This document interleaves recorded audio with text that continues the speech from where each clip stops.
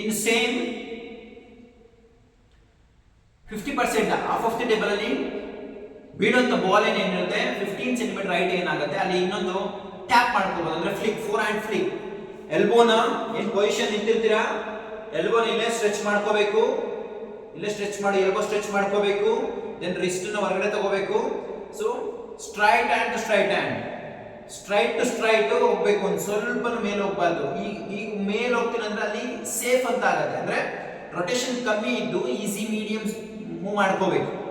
So ನೀವು hard ಆಗಿ ತಗೋತೀನಿ ಅಂದ್ರೆ straight to straight, net level height to net level movement ಇರಬೇಕಾಗುತ್ತೆ. ಈಗ ಬೌನ್ಸ್ ಆಯ್ತು ಅಂದ್ರೆ ಸ್ಟ್ರೈಟ್ ಮುಂದಕ್ಕಾದಂಗೆ ಹೊಡಿಬೇಕು, ಮುಂದಕ್ಕಾದಂಗೆ ಹೊಡಿಬೇಕು. ಸೊ ಸ್ಟ್ರೈಟ್ ಹೀಗೆ ಪುಷ್ ಮಾಡ್ಕೊಂಡ್ರೆ ಮೂವ್ ಮಾಡ್ಕೋಬಹುದು. ಈಗ ನನಗೆ ಲೆಫ್ಟ್ ಸ್ಪಿನ್ ಸರ್ವಿಸ್ ಇತ್ತು, ಈ ಕಡೆ ಕಾಂಟ್ಯಾಕ್ಟ್ ರಿಸ್ಟಿನ್, ಸೊ ಹಾಗಾಗಿ ಅದನ್ನ ಈ ಕಡೆ ರೈಟ್ ಸ್ಪಿನ್ ಸರ್ವಿಸ್ ಕಾಂಟ್ಯಾಕ್ಟ್ ಬಂದು opposite side. So wrist out, see wrist out then ಹೀಗೆ ಮೂವ್ ಮಾಡ್ಕೋಬಹುದು. ಇಲ್ಲಿಂದ ಬಂದು just opponent back hand side, opponent back hand side, opponent back hand side move ಮಾಡಬೇಕು. ಓಕೆ, ಆದ್ರೆ ಮುಂದಕ್ಕೆ ಆದಂಗೆ ಸ್ಪಿನ್ ಅನ್ನು ಮೂವ್ ಮಾಡಬೇಕು. ಇನ್ ಬ್ಯಾಕ್ ಸ್ಪಿನ್ ಸರ್ವಿಸ್ ಅವೆಲ್ಲ ಇದ್ರೆ ಸೊ ಅದಕ್ಕೆಲ್ಲ ಫ್ಲಿಕ್ ಅಂತ, ಫೋರ್ ಹ್ಯಾಂಡ್ ಫ್ಲಿಕ್ ಹೋಗಬಾರ್ದು.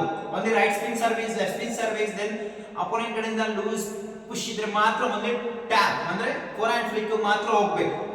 ಸೊ ಇಲ್ಲಿ ಏನಾಗಬೇಕು, ಪ್ರಾಪರ್ ಪೊಸಿಷನ್ ಹೋಗ್ಬೇಕು, ಡಿಸ್ಟೆನ್ಸ್ ಇರಬೇಕು.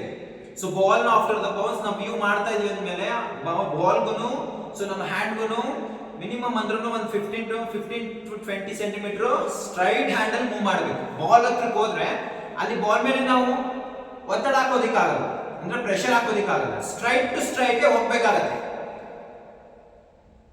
Okay, so forehand tap, four hand flick. So ಟೇಬಲ್ಗೆ ಅರ್ಧದಲ್ಲಿ ಬೀಳುವಂತ ಬಾಲ್ಗಳಿಗೆ ಅದು right spin or left spin. So left spin wrist in, then right spin wrist out, then loose ball. So opponent forehand side or opponent back hand side. So ಹೇಗೆ ಬೇಕಾದ್ರೂ ನೀವು so ಅದನ್ನ flick ಮಾಡ್ಕೋಬಹುದು. But position to position ಹೋಗ್ಬೇಕು, position ಇಂದನೇ ಹೋಗ್ಬೇಕು, straight ಆಗಿ ನಿಂತ್ಕೊಳ್ಳೋದು ಹೀಗೆಲ್ಲ ಮಾಡಬಾರ್ದು. ಸೊ ಬಾಡಿನ centre of gravity, body centre of ಗ್ರಾವಿಟಿನ ಕರೆಕ್ಟ್ ಆಗಿ ಬ್ಯಾಲೆನ್ಸ್ ಮಾಡಿ, shoulder joint and knee joint ನ ಪ್ರಾಪರ್ ಮುಂದಕ್ಕೆ ಈಕ್ವಲ್ ಆಗಿ ಇಟ್ಕೊಂಡು ಬ್ಯಾಲೆನ್ಸ್ ಆಗಿ ಹೋಗ್ಬೇಕು. ಯಾಕೆಂದ್ರೆ ನೆಕ್ಸ್ಟ್ ನೀವು ಟ್ಯಾಪ್ ಮಾಡಿದ್ದು ಮತ್ತೆ ವಾಪಸ್ ರಿಟರ್ನ್ ಬಂತು ಅಂದ್ರೆ ನೆಕ್ಸ್ಟ್ ರ್ಯಾಲೀಸ್ ಮಾಡ್ಬೇಕಾಗತ್ತೆ. ಹಾಗಾಗಿ ಬಾಡಿನ ಬ್ಯಾಲೆನ್ಸ್ ಆಗಿ ಇಟ್ಕೋಬೇಕು. ಓಕೆ, ಇದು ಫೋರ್ ಹ್ಯಾಂಡ್ ಫ್ಲಿಕ್.